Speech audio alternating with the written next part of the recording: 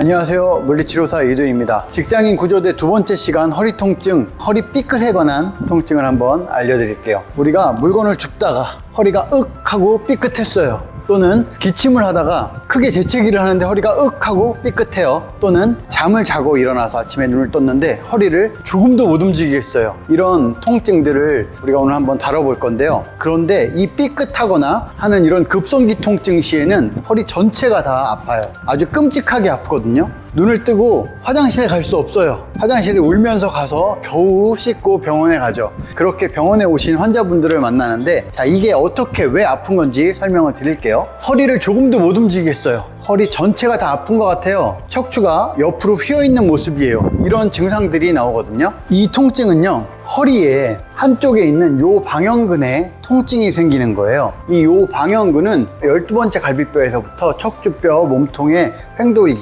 골반 라인을 거쳐서 이렇게 네모나게 붙어 있어서 요 방형근이라 불러요. 한쪽에만 문제가 생겼는데 처음 통증은 전체에 강하게 통증이 일어나요. 그 이유는 요 방형근을 싸고 있는 근막이 있거든요. 이 근막이 같이 연결되어 있는 라인이 전체적으로 걸쳐져 있어서 근막에 문제가 생기면 어느 방향으로도 못 움직여요. 이 근막을 깨트려주는 첫 번째 치료가 제일 중요해요. 근막을 깨트려준다. 근막은 평상시에 근육의 방향성이 없거든요. 그러니까 모든 방향으로 움직일 수 있어요. 반대로 근막이 쫙 펼쳐지면 모든 방향으로 움직일 수 없거든요. 그럼 근막은 왜 펼쳐지냐? 이 허리 근육에 문제가 생겼어요. 그래서 우리가 뇌가 인지를 해요. 그러면 뇌에서 다시 신호를 보내요. 너 지금 다쳤으니까 움직이지 말아라. 그러고 근막에 방패막을 넓게 펼치면 허리를 못 움직이게 돼요. 그래서 근막을 깨트려 줄 겁니다. 이 요 방형근에 문제가 생겼을 때 방사통이 이렇게 아래쪽으로 내려가기도 해요. 여기까지 진행하지 않는 첫 번째 단계, 아예 허리 전체적으로 통증이 있을 때 우리가 이것을 어떻게 해결해 나갈지 한번 테스트해 보겠습니다.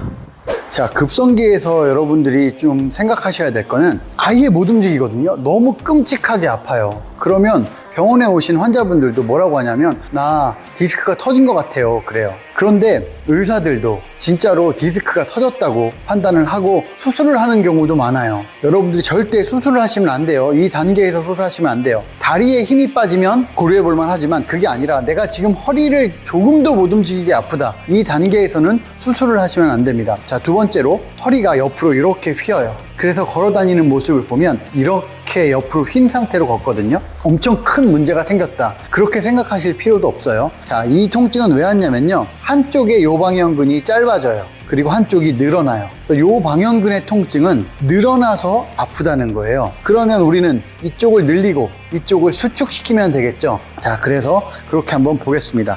혼자서는 사실 이 통증을 해결하기가 조금은 힘들어요. 그래서 옆에 누가 있으면 피부층을 툭툭툭툭 두들겨 달라고 해요. 툭툭툭툭툭툭툭. 조금 힘들지만 조금 오랫동안 두들겨야 이 근막이 안정화를 가져올 수 있어요. 그래서 근막까지만 자극이 전달되게 세게 쳐내면 안 돼요. 톡톡톡톡톡톡 해서 피부층에서 근막층까지만 자극이 전달되는 느낌으로 톡톡톡톡톡톡 두들기는 거예요. 우리 몸은요, 피부층이 있죠. 피부층이 표피층과 진피층이 있어요. 그 밑에 지방층이 있고 그 밑에 근막층, 근막층 밑에 근육층이 있습니다. 그러니까 내가 지금 표피층과 진피층 그리고 지방층을 내려가서 근막층에만 자극이 톡톡 전달되면 돼요.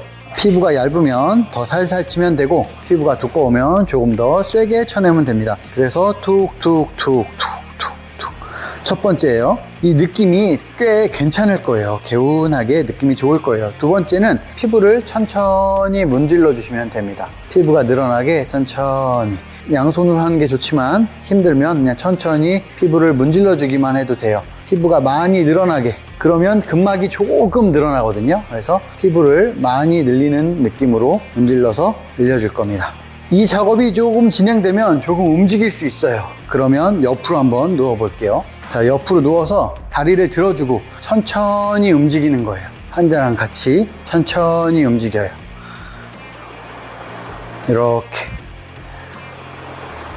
그래서 이 움직임이 잘 나오면 웬만큼 걸을 수 있거든요. 자, 웬만큼 걸을 수 있으면 이제부터는 환자가 직접 본인 스스로 움직여야 됩니다.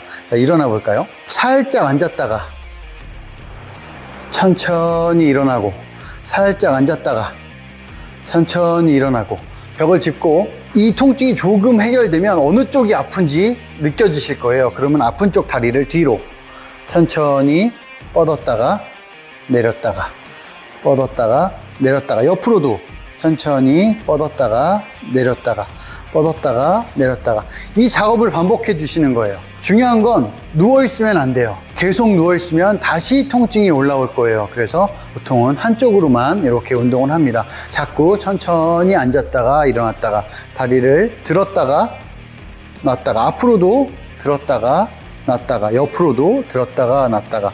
자, 가능하면 반대쪽 다리도 같이 연습하면 좋아요. 앞으로 뒤로 이렇게 움직여 주시면 통증이 서서히 해결될 거예요. 한 가지 생각하셔야 될 건 완벽하게 해결되지 않을 거예요. 급성기 통증은 2주 갈 거 1주 만에 해결할 수 있게 만드는 거고 한 달 갈 거 2주 만에 해결할 수 있게 만드는 겁니다. 대신에 일상생활은 충분히 해내실 수 있을 거예요. 이렇게 한번 생활해 보세요. 감사합니다.